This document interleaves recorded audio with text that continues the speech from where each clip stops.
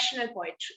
Confessional poetry, as the name indicates, it's like a confession where you're talking about yourself, where you're talking about your personal experiences. You're not talking about nature. You're not talking about say, a scientific invention. You're not talking about some random stranger's story. You're talking about yourself. Okay, it is the poetry of the I, the pronoun I, and it is the poetry of the personal. It is highly autobiographical. You will understand this if you think of Kamala Das's poems or Sylvia Plath's poems. So, confessional poetry is fundamentally the story of the poet. The poet is narrating her or his own story. Now, it emerged during the 1950s and 60s, and it talked about experiences that were till now considered shameful. Okay, so previous writers refused to talk about things like uh, sexuality or fights in the house between husband and wife, depression, suicide, death, and traumatic incidents. These were all taboo in literature till then. Or people refused to write about all this in the literature produced till that particular period of time. So they wrote about glossy things. They wrote about other people. They wrote about imagined stories. But now confessional poetry came into the picture, and they said, "See, we are willing to talk about our personal experiences, whether it be good or bad." So whatever was taboo till then was promoted in poetry or poetry belonging to this school.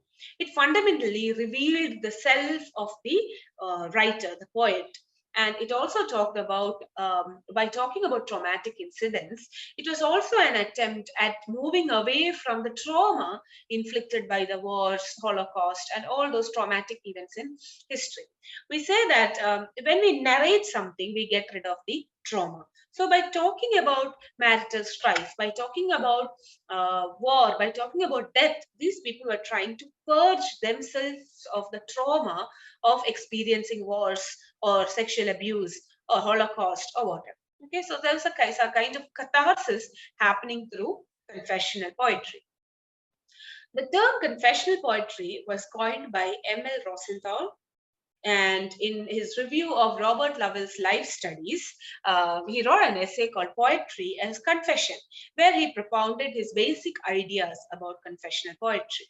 And Robert Lowell says he was one of the most prominent writers of this school. He says that this kind of poetry, I'm sorry, about Lowell, Rosenthal remarks that he removes the mask that poets wear. Like I said, till then, poets were too occupied with writing about other people, and even if they wrote about themselves, it was all in a covert manner. They never talked about sexuality, or they never talked about scandalous things. They never talked about things that could invite any kind of opposition or censure. But Rosenthal basically wrote about Robert Lowell, and he said that Lowell removes the mask that poets wear. Okay, the poet is presented as he is or she is. Okay, now he says that the poems in life studies, the life studies is a collection of poetry by Robert Lowell. So Rosenthal, who wrote a review to this book, he says that all the poems in this book are personal confidences. Okay, that is, someone is narrating their story in secret. I mean, supposedly in secret, but that person is telling you his or her story through the poem or the story. Most of these topics are rather shameful, things that people previously would not have revealed. Okay, so you listen to these poems, it's like you are privy to a secret that the person is conveying to you. It's almost like you're communicating with the writer or the speaker, and the speaker is telling you some secrets. It depends on you whether you want to share it or not. It's honorable not to share such personal information. That is the idea that confessional poetry conveys. There are a lot of things that you wouldn't want to talk about. These are precisely the things that confessional poetry engages with. So, confessional poetry gives space for the most naked kind of confession. Okay, so there are no restrictions. Okay, there is nobody is telling you don't write about this or don't write about that. The artist has the full freedom to talk about whatever he or she wants to, including traumatic and scandalous issues. Now, The confessional poetry is marked by direct speech, which is obvious because when you are writing about your own experiences, and especially when it is scandalous, you would just want to present it. You wouldn't want to go roundabout and go, catch your ear going round like this, but you would just try to project your idea without any delay, without causing any delay, in a very direct manner. And of course, the writer's language or the speaker's language is very colloquial. They don't polish it, they don't make it look literary. Look at Kamala Das's poems like I am born in Malabar, very brown. Okay, that kind of it's almost like she's speaking to us, and she's not polishing the language. She's just using it as it comes. Okay? You can see a number of images that indicate the psychological states and experiences of the speakers.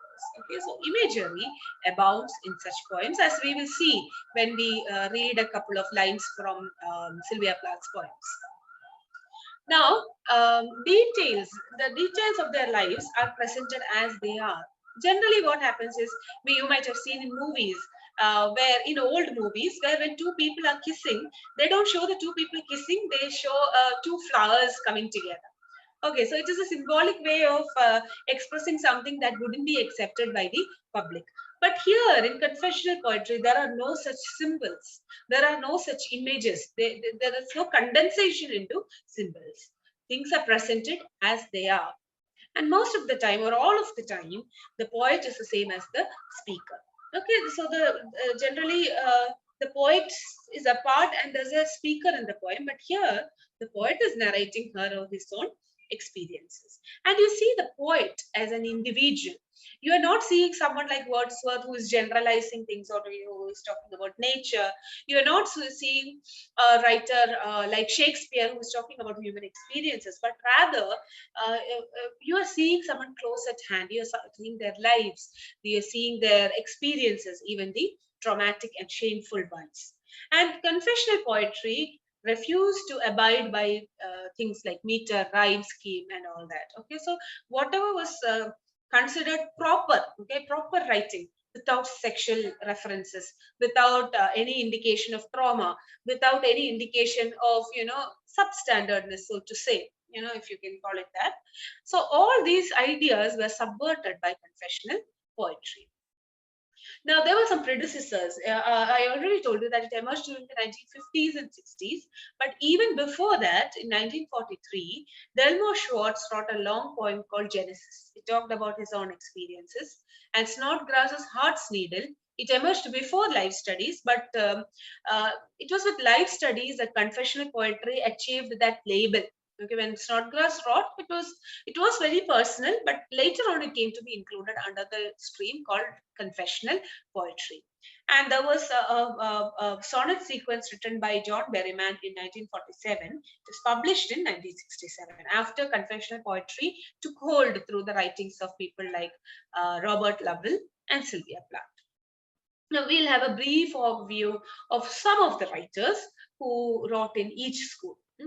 Now, in confessional poetry, as we mentioned earlier, there is Robert Lowell, who wrote Life Studies in 1959.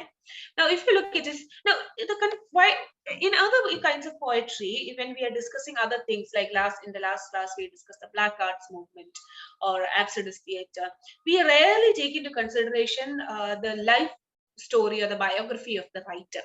But in confessional poetry, the biography of the writer is very important because the writer is speaking about himself or herself. Now, Robert Lowell had a very troubled family life and he had bipolar disorder. So all this gets reflected in his poetry. Okay, so he is credited with having launched this genre called confessional poetry.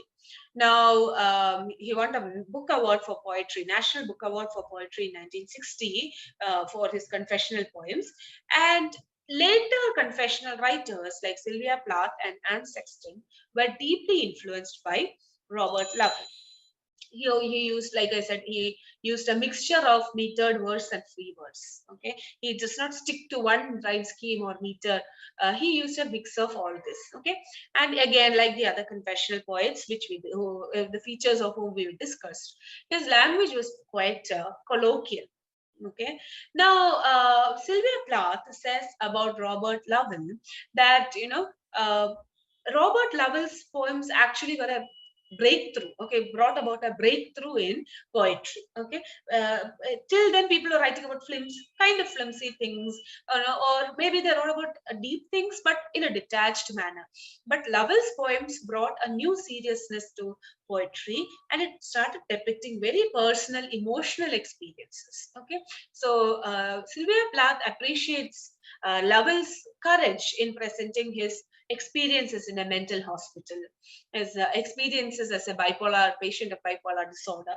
So later writers appreciated the courage he showed in writing these kind of works. Now, I have taken the example of a poem titled Walking in the Blue, written in 1976 by Robert Lowell. Now, you must remember, I have deleted some lines. You must remember that it was written when he was staying at McLean Hospital owing to mental illness. Okay, bipolar disorder was considered a very serious mental illness, and he was admitted in hospital. And he used to spend a lot of days there staring out of the window with no one to talk to. Okay, so this was a poem written about that experience. Now, we must also remember that earlier, if you look at earlier writers, none of them had the courage to write directly about such experiences of mental illness or trauma. Okay, so they refused to write about it. And here we have Robert Lowell, who very courageously talked about a day in McLean Hospital. So it says, the night attendant, abuse of more, he catwalks down our corridor. Absence. My heart grows tense, as though a harpoon was sparring for the kill. This is the house for the mentally ill. These victorious figures of bravado, ossified young. We are all old timers. Each of us holds a locked razor. So when you read this poem, you are touched by the depression, by the or the grief that characterizes this poem. Okay, he very explicitly says that this is a house for the mentally ill. Okay, there's an irony here. Okay, where the mentally ill are provided a house and not an institution. By saying house, he's emphasizing the impartiality or the impersonality of that place. So from these very lines, from these very few lines where he says, he uses the word ossified, he uses the word razor, which points to a possibility of suicide. He talks about how depressing his life had been, and he has the courage to talk about it in his poetry. Similarly, in Skunkard, which is a very very famous poem by Lowell, my mind is not right, a car radio bleeps, love or careless love, I hear my ill spirit sob in each blood cell as my hand were at its throat. I myself am hell. Nobody is here. This best captures the pain and depression that characterize the poet's life. Okay, so each line, like in the case of the previous poem, there's an indication of suicide. He says, "My hand is. It's like my hand is at my throat." It indicates again a sense of suffocation and a possibility of the person thinking about committing suicide. And words like ill, hell, all these are found frequently in these poems. Okay, and he makes a very very direct statement that I myself am hell. It indicates how depressed he was. You look at any previous poem, no one would write so openly about mental illness or about depression. Even today, talking about depression is taboo. Very few people would dare to write a poem on depression, and even if they write, they will have to face that stigma throughout their lives, saying this person was depressed, this person had this disorder. Now you must imagine the situation in the 1960s and 1950s. It was terrible, but still these people had the courage to write about their own lives, including all the shameful and scandalous things. Now he wrote about his experiences in prison in Memories of Westlake and Letke. He wrote about family conflicts in My Last Afternoon with Uncle Deborah Winslow. Okay, so again, poets rarely talk about family conflicts because poets are highly public figures. So you give a hint of a scandal, and then there are people to spread the news all over. So, but Lovell again, he had the courage to talk about issues within the family. Okay, he also wrote for the Union Dead and Man and Wife. Okay, he was not on very good terms with his partner, so this also found reflection in his poetry. Now, Robert Lowell influenced the next poet, Anne Sexton. She also wrote about bipolar disorder. She also suffered from it. She also suffered from suicidal tendencies, and she had a strained relationship with her husband and child. In fact, it is said that she also inflicted extreme physical and sexual violence on her child also. Okay, and she's suffered from several abortions, and she also and all these find reflection in her poetry. And she also dares to write about menstruation, and about the fights with her husband and child. All these, she's very open about these things. She was not only influenced by Lowell, but also by Snodgrass, okay, especially Snodgrass's poem "Hearts Needed." Okay. Now, she says that, when she read that poem and she wanted to write like that, everyone discouraged her. Okay. She wanted to write about herself. She wanted to write about bipolar disorder. She wanted to write about her desire to commit suicide, but people discouraged her. Snodgrass's poetry came like a motivation for her. Okay.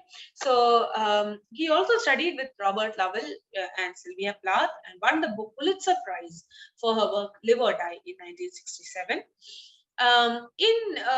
In her work With Mercy for the Greedy, she says, the quote is very interesting. I was born doing reference work in sin and born confessing it. This is what poems are. She gives a definition of poetry. She gives a definition of real poetry that comes from the heart. She says that I was immersed in sin. I have done so many things that people would term sin, and I confess it. I have the courage to confess it, because that is what a poem is. A poem is fundamentally about the person's personal experience. Okay, so and it should be real.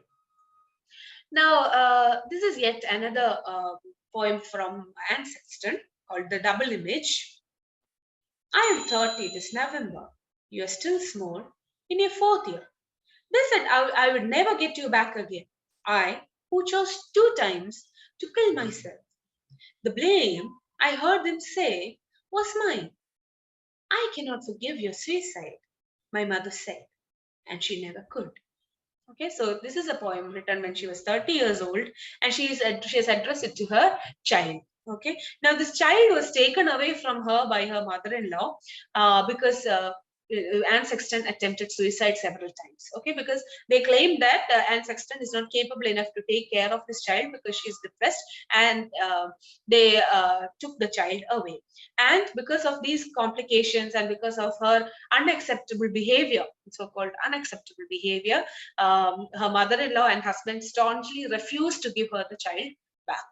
Okay, and she's also upset because her own mother blames her for what has happened. Okay, so no one is willing to really accept her, and she writes about this pain in this poem. Okay, and this poem is very, like, the moment you read it, you yourself feel very depressed actually, because she feels that she was very inadequate as a mother.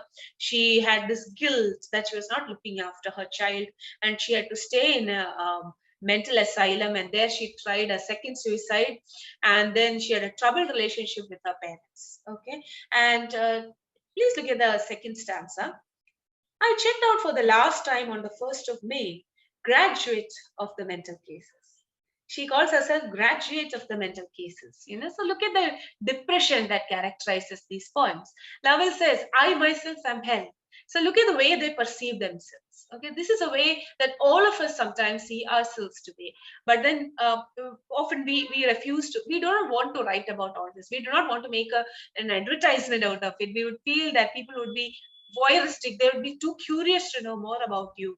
But these poets, they formed this different school because they had this desire to articulate themselves and their painful experiences. Now, in all these poems that Anne Sexton wrote, The Operation, The Room of My Life, Her Kind, Old, all these poems show her relationship with her mother, her stay in the hospital, her immense desire to die, as proved by her 2 attempts at suicide. A similar poet, a very similar poet, is Sylvia Plath. She is perhaps the most associated with this movement called confessional poetry. Like the others, she also attempted suicide. She was also not on very good terms with her husband, Ted Hughes, and she suffered from depression and immense emotional trouble. Okay, so initially she wrote about other things, but gradually, she in 1965, with the publication of Ariel, she moved to personal writing. She wrote about her relationship with her father in Daddy. She talked about death. She talked about mental issues, trauma. Okay, and her father was a Nazi and her mother was a Jew. There itself, you see the contradiction. So she was caught in between this clash of really opposing identities. Okay, so she also talked about familial conflicts. She did not shy away from talking about her own sexuality, and and poets, celebrities in general, they would rarely expose it if they are they have family problems. Okay, but confessional poets were very different in this sense. Okay, now she says that one should be able to manipulate traumatic experiences with an informed and intelligent mind. She says that my poetry contains painful things, contains my painful experiences, but I present it in such a way that it will look appealing to the audience.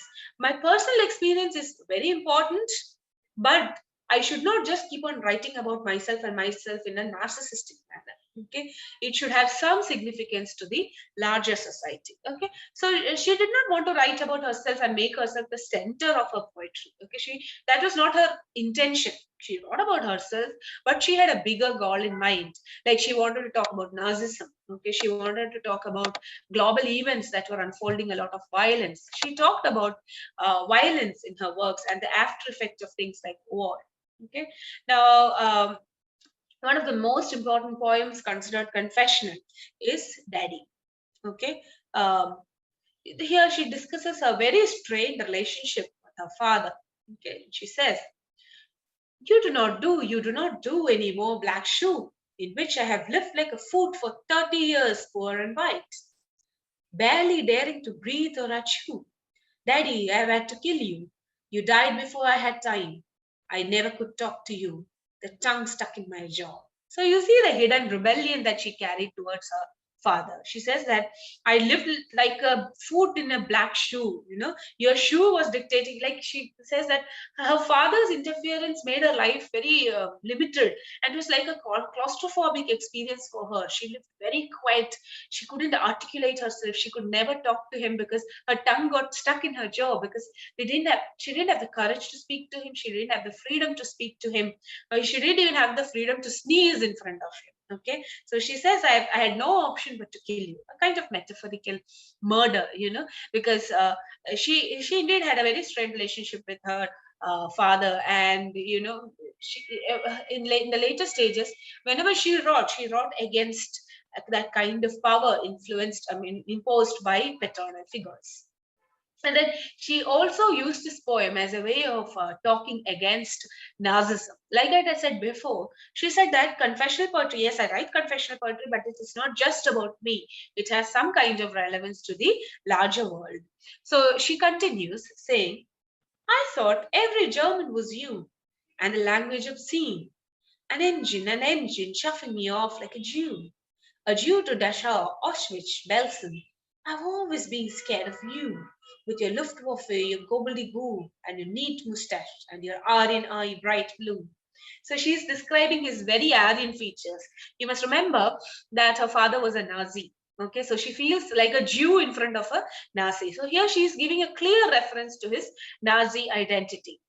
So till people refuse to accept their Nazi identity till then. In fact, it is said that the current monarch of the UK, Queen Elizabeth, when she married Prince Philip of Greece, his sisters were not allowed to attend the wedding because they had connections with the Nazis. Prince Philip's sisters were married to Nazis, and so they were not allowed to attend their own brother's wedding. Okay, so at such a stage, in that kind of an era, these people wrote openly about their parents' Nazi connections, knowing full well of the consequences it would have. Now, she wrote other poems like Lady Lazarus, Zookeeper's Wife, Fever 103, Morning Song, and Miss Drake Proceeds to Supper.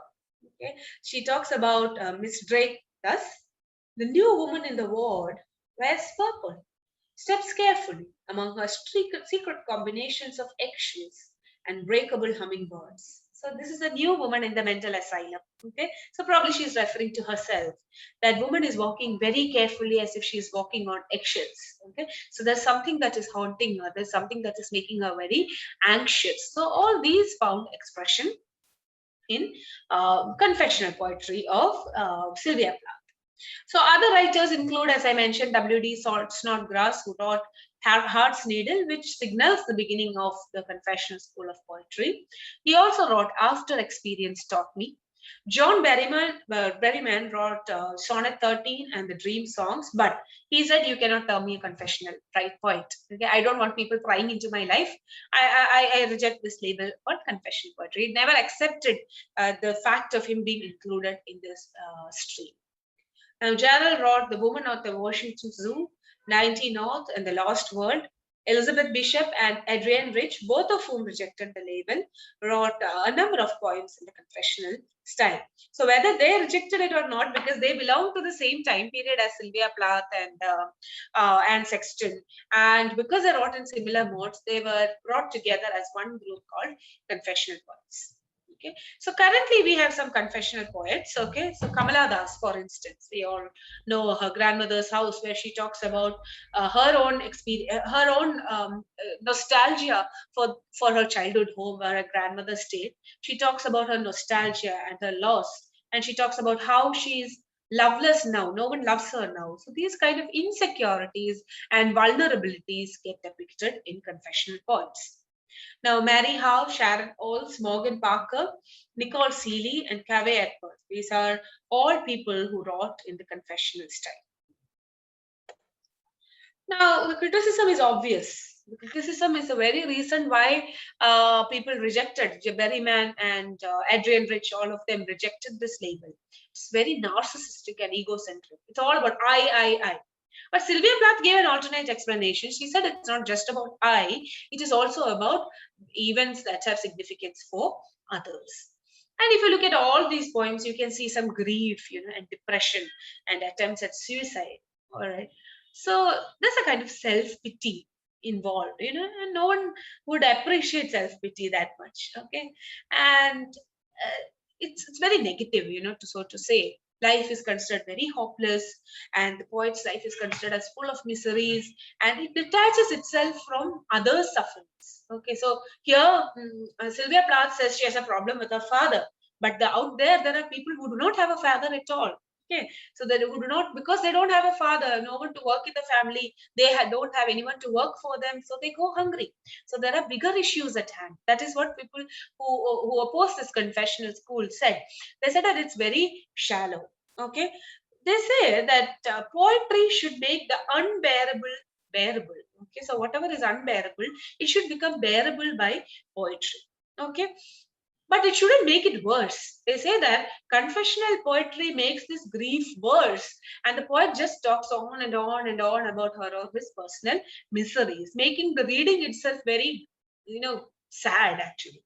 So they also said that these writers' only intention was to achieve some kind of publicity and visibility. Okay, so obviously, if you write about personal experiences, like say Kamala Das, okay, Kamala Das, when she wrote My Story, which considered a lot of instances of her lack of faith in her marriage. I mean, faithfulness in her marriage. There were a lot of people to read that. A lot of people wanted to read about these personal things, about sexuality, about taboo things. Okay, so.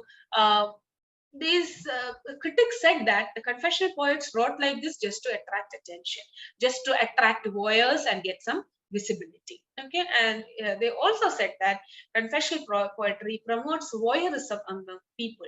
People are encouraged to pry into the personal lives of celebrities. Okay, something like what is happening in reality shows now.